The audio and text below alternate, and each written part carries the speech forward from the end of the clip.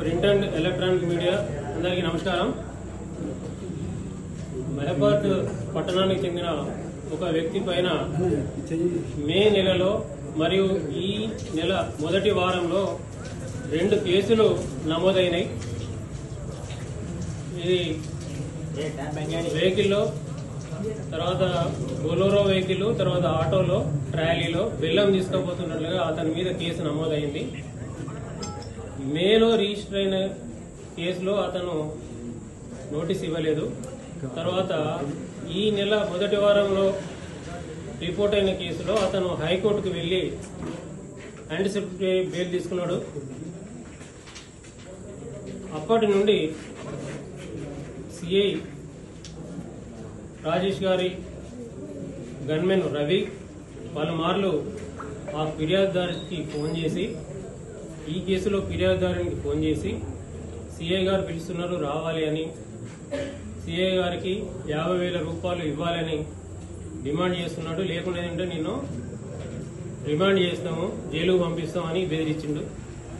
దానితోని ఆయన ఏసీబీ ఆఫీస్కి వచ్చి 21వ తారీఖు నాడు వచ్చి మాకు రిపోర్ట్ చేసిండు.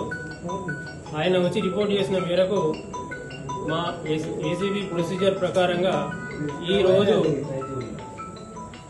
50,000లో 30,000 అడ్వాన్స్గా ఇస్తుండగా సిఐ డోర్నకల్ గారి ఇంటి వద్ద రెడ్ హ్యాండెడ్గా మేము సిఐ గారిని మరియు అతని గన్మెన్ అయిన రవి గారిని ఇద్దరిని కూడా పట్టుకున్నాము. ఆ 30,000 లంచం డబ్బులు అతన్ని సిఐ గారి బెడ్రూమ్లో రికవరీ చేశాము. అలాగే ఈ డబ్బుతో పాటు ఇంటిలో 1,25,050 రూపాయలు కూడా అది అన్అకౌంటెడ్ మనీ కూడా మేము సీజ్ చేసినాము. ఇంకా ఎంక్వైరీ నడుస్తుంది. ఏమైనా విషయాలు ఉంటే మళ్ళీ ప్రెసిడెంట్ ద్వారా తెలియజేస్తాం.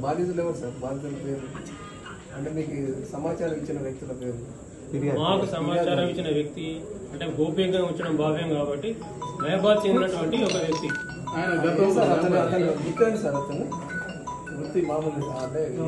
ఆయన కిరాణా దుకాణం ఉంది, బెల్లం వ్యాపారం కూడా చేస్తాడు. గతంలో ఆయన మీద కేసులు ఉన్నాయి కాబట్టి డబ్బులు ఇవ్వమని సిఐ గారు డిమాండ్ చేశారు. మళ్ళీ డబ్బులు కనుక ఇవ్వకుంటే నీకు ఫ్యూచర్ లో నేను బిజినెస్ చేయనియ్యా, ప్రతిసారి కూడా పట్టుకుంటామని అదని బెదిరించడం జరిగింది. నల్లదా తెల్లదు సార్? అది కేసు వివరాలు పోలీస్ స్టేషన్ లో ఉంటాయండి.